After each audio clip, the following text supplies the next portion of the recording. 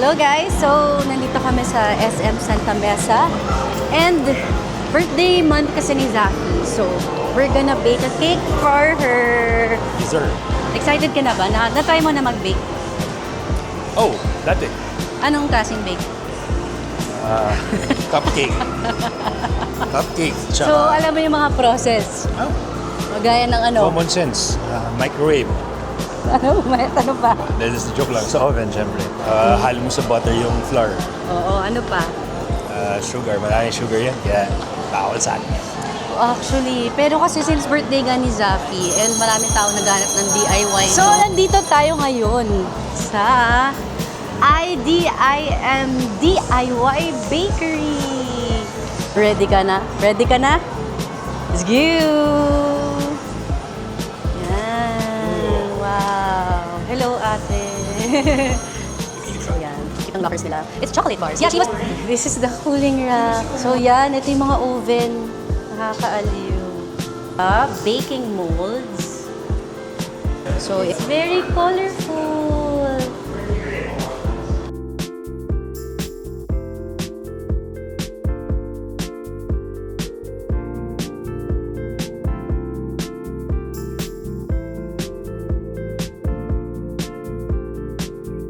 Guys, we're here na inside and we're gonna be making Zaffy's cake for today. So join us with my husband.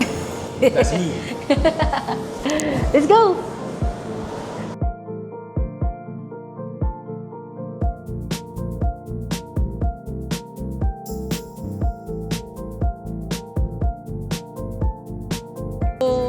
So, dalawa pala yung gagawin naming cakes ngayon.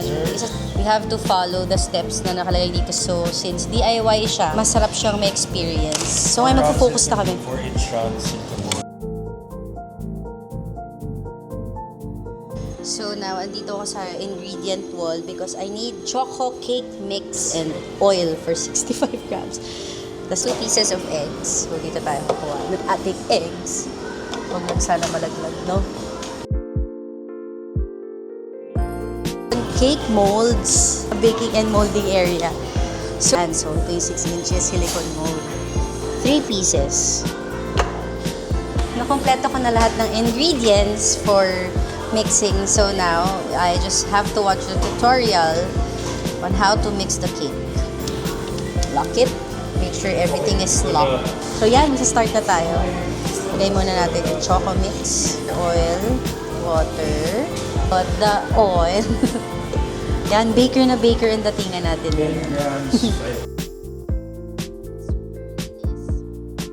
So, put in the eggs. Ayun, okay. Up. 6. Timer natin 5 minutes. Thanks, ate! So, we have to wait for 5 minutes. Yeah. So, now, I'm making my cake. Si Bully naman, waiting din, mixing his cake. How is it? Fun? Very, magaling ako magsunod sa instructions. Actually, totoo.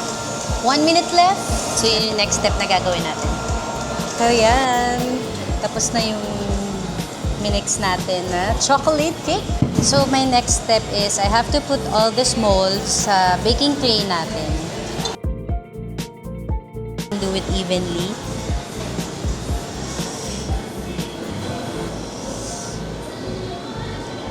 Dapat so this is our mold. As I said, I enjoy baking. So, when they invited me to do this, I did not say no because I miss baking so much.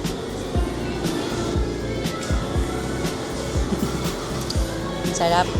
17 minutes. Yay! We're gonna set it to 17 minutes.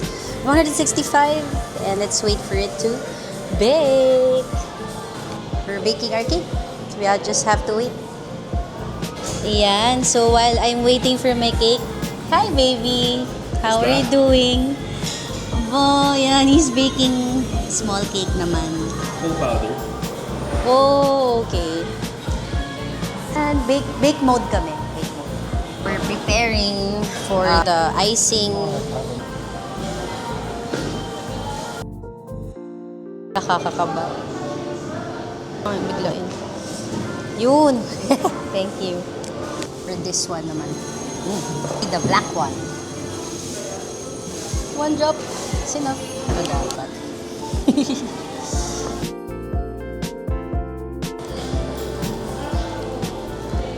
So now we already made the icing. While waiting, konti na lang.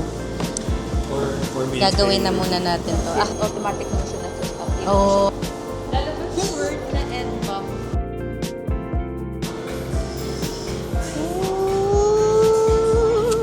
Actually, parang enjoy si Zaffy ah.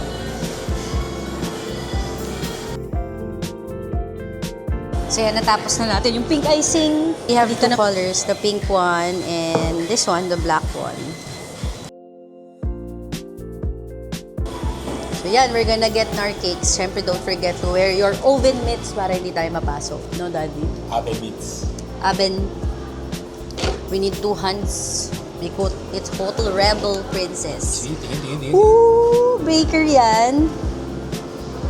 Wow. So I did it myself. Do it yourself bakery, ha? Thank you guys. Ay, oo nga. Tama. Sorry. Mali. So sa cooling rack muna, syempre kailangan muna natin pares yung ating cake mix. So this is their cooling rack. Okay, 1 minute to go for bullies. Sakto. Sakto. Ang galing. So much. Pwede po Cake para sa bear na gagawin ni Bully. Grabing galing. Ba't ganyan yung tsura? Galing. Ganun. And tapos na mag-cool down yung cakes natin. So, we have to follow the next step where we have to remove the molds and put it here in the baking box. Ito yung cake mo. May style. So, yan. Akin, 3-layer cake naman to para kay Zafina. So,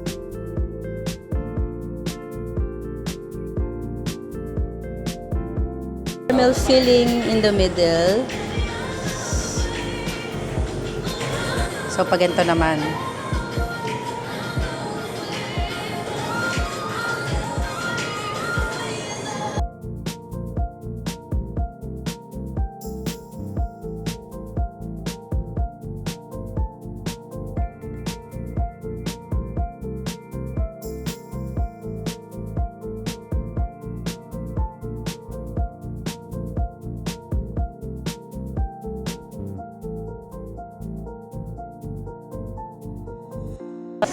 Yan. So, di tayo naman talaga gumawa, pero syempre, para kay baby, kailangan maganda yan dahil baka sabihin ng anak natin.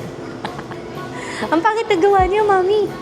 So, yan. So, sa finishing, syempre, medyo kailangan namin ng assistance. Hi, ate. Doing the DIY bakery, you need at least 1.5 hours to 2 hours to complete your cake and to do the whole process. It's a beautiful cake. Nalayo ka ba, baby? Ang galing, no? So, we move everything, Daddy. So, we can decorate Zaffy's cake. So, put it in the middle. Laser spot.